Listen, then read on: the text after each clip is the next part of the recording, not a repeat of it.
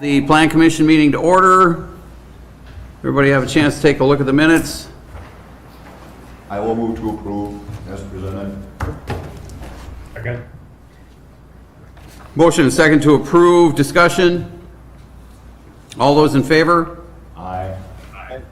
Opposed? Motion's approved. Let's see. Discussion and possible action on a preliminary development plan review for 3rd Street Living at 614 and 623rd Street, DPB Investment Partners, LLC. Thank you, Mr. Mayor. In front of you is an amendment to development plans that were approved late last year for the same property. The applicant since modified that and brought forward a new mixed-use building with less apartment rentals, but also includes 5 retail or commercial tenant spaces. So the applicant and the representatives are here at this time. If Mr. Aaron Sundin would want to come up and run through the updated concept, and then after he's finished, I will go through the issue sheet, make any highlights, answer any questions, and then we'll turn it over to the commission. All right, thanks. Yep, my name is Aaron Sundin with Derrick Companies out of New Richmond, and we're working with the owners here, DPB Investments, at 614 and 618 3rd Street, or 620 3rd Street, sorry. 2 existing homes there right now. This project would involve demolition, doing demolition on those homes. As Mike said, putting in a 10-unit apartment building. The main floor facing 3rd Street will be left for commercial use. We do have covered parking here. Originally, this project had an underground parking system put in place. This will have at-grade covered parking. We have 15 spaces at grade covered. The planned use for commercial, we've talked to David Robson about leasing that space out. His recommendation was smaller units. However, our plan is to go into this leaving that area unfinished to start, with the exception of 1 small office space, and then leasing that as it goes along. It's possible we could have a larger user go in there. I don't anticipate there to be more than, or any less than, probably 3 users, but it is meant to be kind of build-to-suit space. I did hand out a new plan here. You can see it's a little different than the previous plan that was presented at that site. We are looking to, obviously it's a smaller footprint, flat roof versus a pitch roof that was before. The previous submission was for 24 apartment units. You can kind of look at this concept a little bit like a work at home. That's kind of what the owners are marketing it as. We found that there's quite a bit of people, obviously with COVID, that are looking to work from home or are forced to work from home. So this will be kind of set up for that. These will be nicer apartments. I think, you know, it's gonna bring in some very good renters for these owners.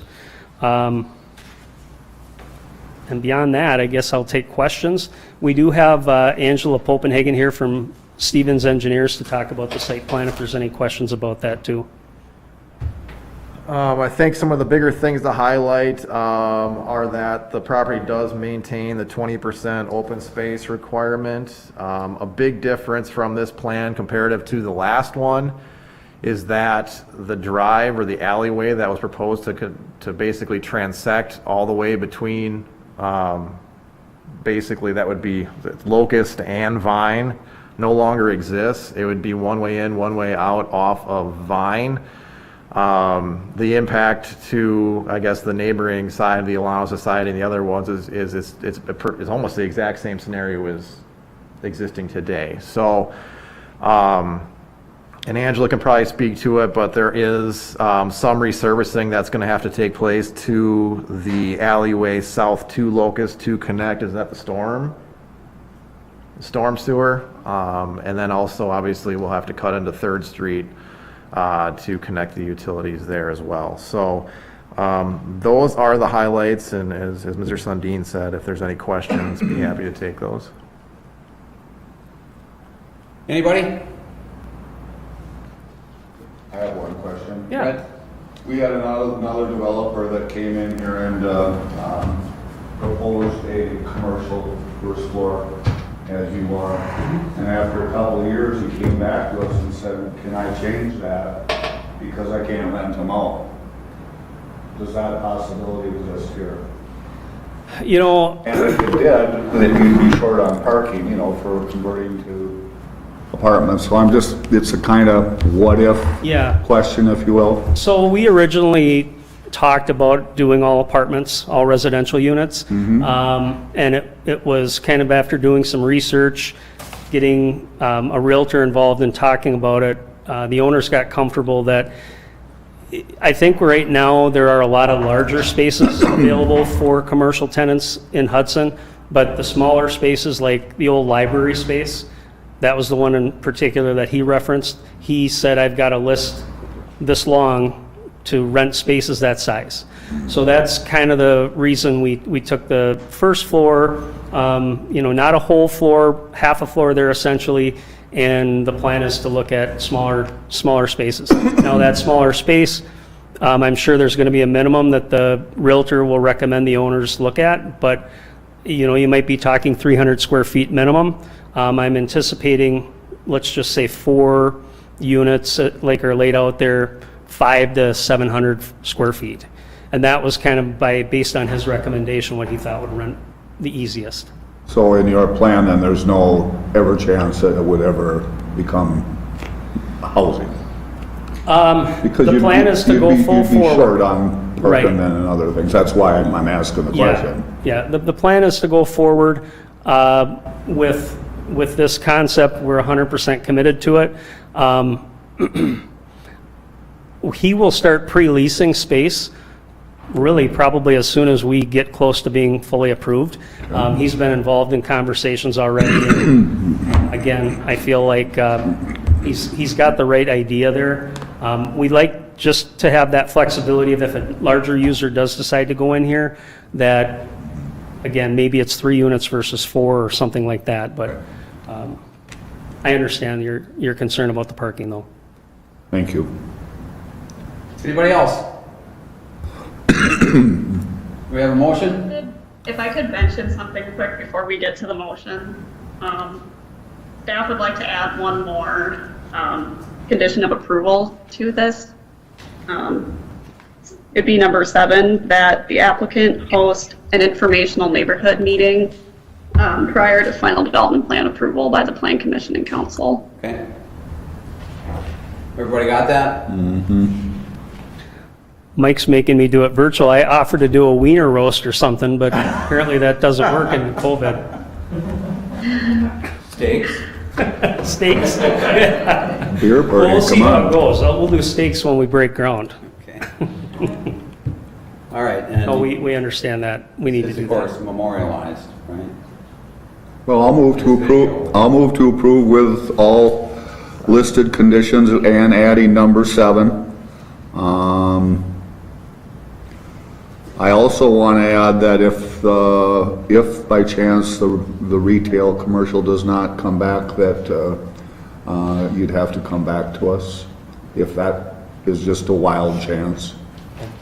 Just as a safety valve, if you will. I'd like to add that to it if that's not objectionable to people, but I don't feel that that space could accommodate. I mean, what are you going to do with it then? And I mean, you don't want that to happen, I understand that. Right. And you're going to do everything in your power not to. It's just, we've seen it happen. Yeah. I believe the total count of parking now sits at 21. Is that right? We had to make some changes for the green space, but, and those units, if they were to be residential, would break out to be 2. There'd be 2 more units, 2 two-bedroom units. But again, that's not the plan. Well, I rescind that last statement. In other words, you don't have to come back to us. It's just, I am concerned about that. And that if it were to come up, I'm kind of saying you were made aware of that, Sure. if that's okay. So I rescind that last part of it. Just So your motion motion, is, motion 1 through 6 as listed, and then adding number 7, having the information meeting. okay. Is there a second? Yes. Got a motion and a second. Further discussion? All those in favor? Aye. Opposed? Motion's approved. Thank you. Thank you. Discussion and possible action on recommendation of the Common Council for amendments to Municipal Sign Code, Chapter 202-6 Sub C and 202-6 Sub E. Thank you, So Mayor. at its, do you want me to do it, Mike? Yeah, go ahead. Okay. So at its meeting on May 19th, the Plan Commission had held a preliminary discussion regarding amendments to our sign code, specifically 202-6C and E for public districts and commercial districts. Some of the possible changes that we have included for you all to review in front of you include conditional use permit applications being allowed for public district freestanding signs exceeding size limitations, conditional use permit applications allowed for public district electronic message display signs exceeding size limitations, then like the requirements listed out for public district conditional use permits, and requiring a neighborhood meeting prior to CUP application. There's also the minor addition of B4 zoning district in here. I'd also like to note too, the Common Council will be holding a public hearing on this issue at its regularly scheduled meeting, on August 17th. So public comment will be obtained at that time. But for now, City Attorney has reviewed this, so we're just looking for the Plan Commission's feedback and what your opinions on this might be. So if you believe these criteria that are in the drafted code are reasonable, great. If not, if there's anything you'd like to see changed or amended, feel free to speak up. There is one part in the code too, under 202-6E4. We kind of left a blank in there because we want you guys to kind of come up with what you think would be a reasonable maximum square footage allowance under the conditional use permit for electronic message display signs. So Where is that at? I will. Where is that at? Almost last page, last point, sub 4, last sentence under no. Oh, I got it. circumstance. Okay. And the other thing to keep in mind is we obviously, the council scheduled the public hearing a ways out in advance so that we'd have like the short-term home rentals, a couple kicks of the can at this to forward our recommendation to council. And again, if we're not ready, even by that time, they can still hold the public hearing and we can continue to deliberate and formulate, a recommendation to council.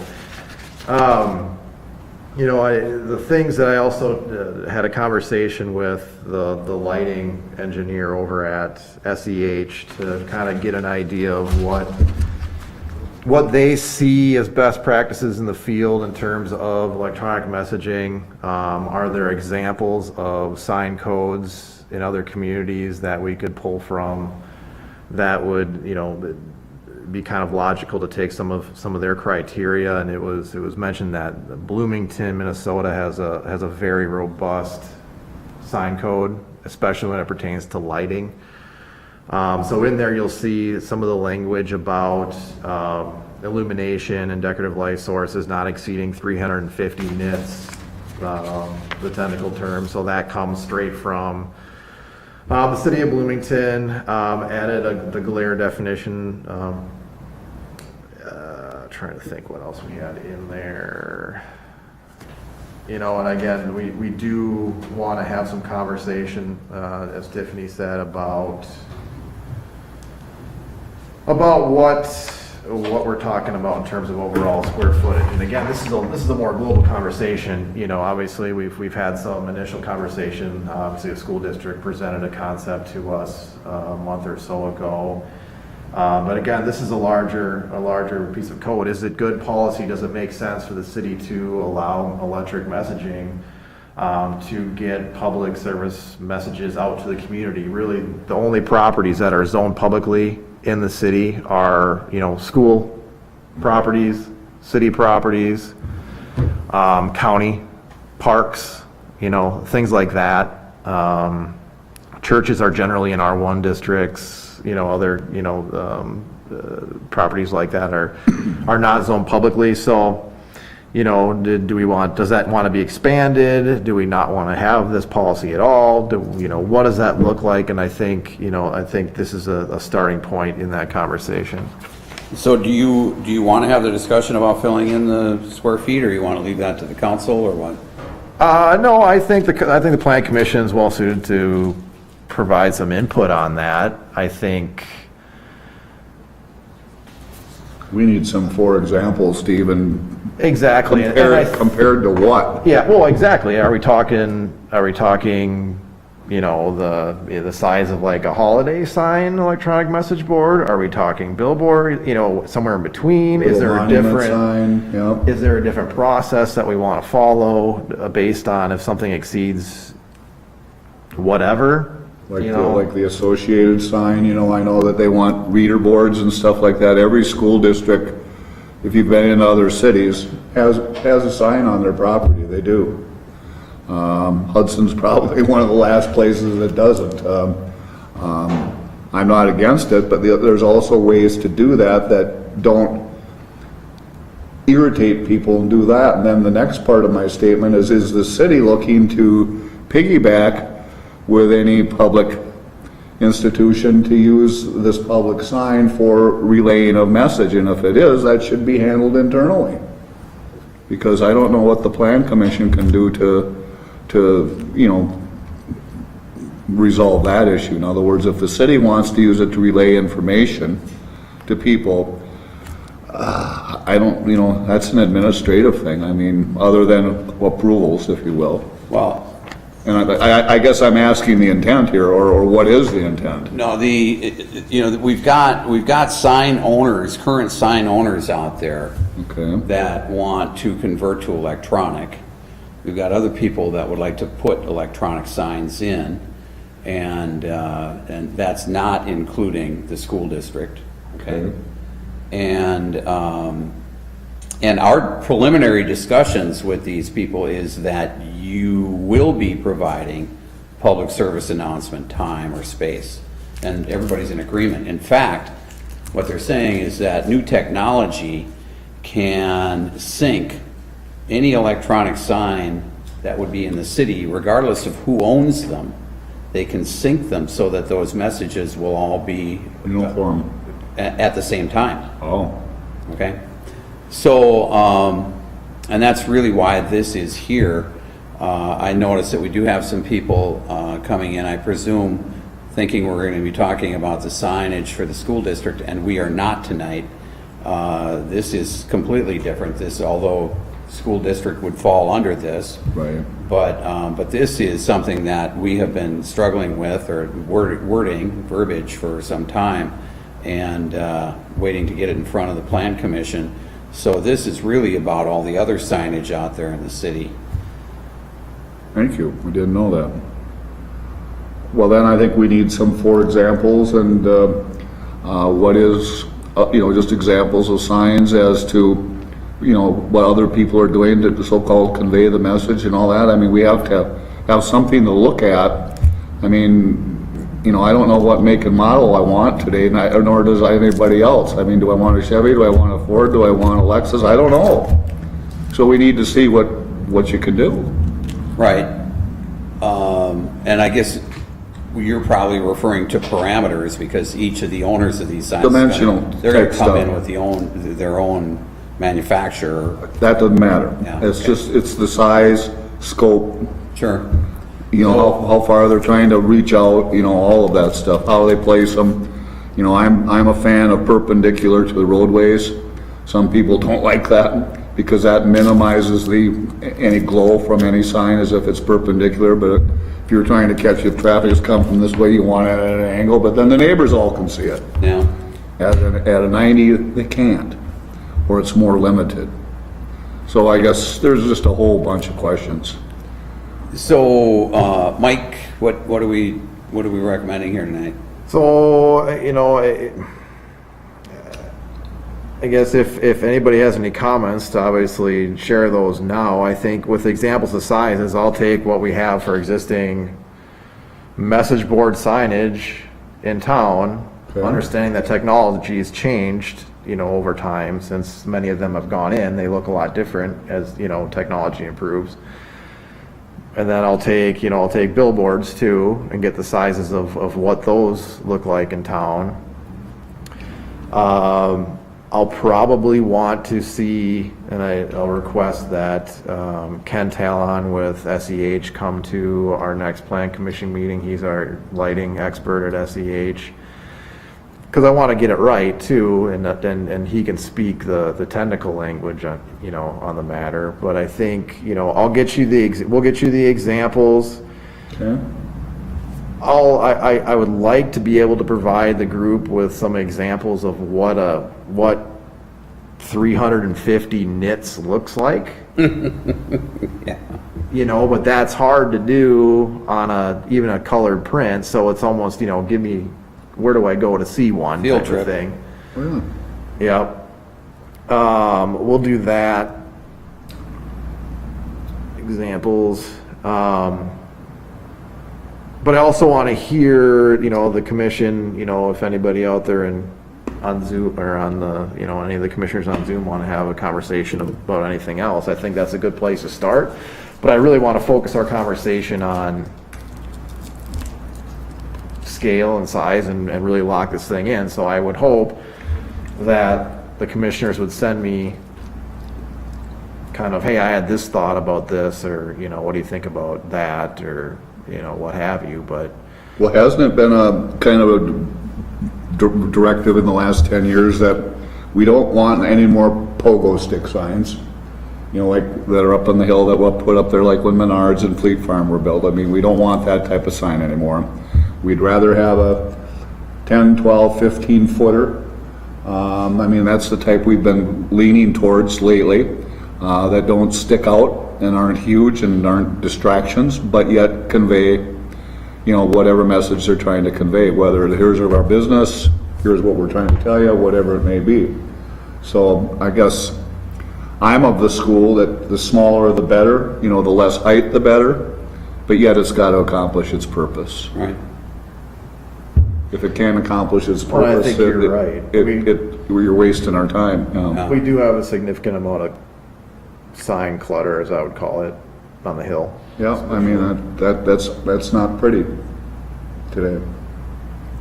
I mean, it was the law at the time. I mean, it's nobody's fault. I'm not saying anybody's done anything wrong. It's just if we were to do it over, we wouldn't do that today. Yeah. Correct. Anybody out there, any comments?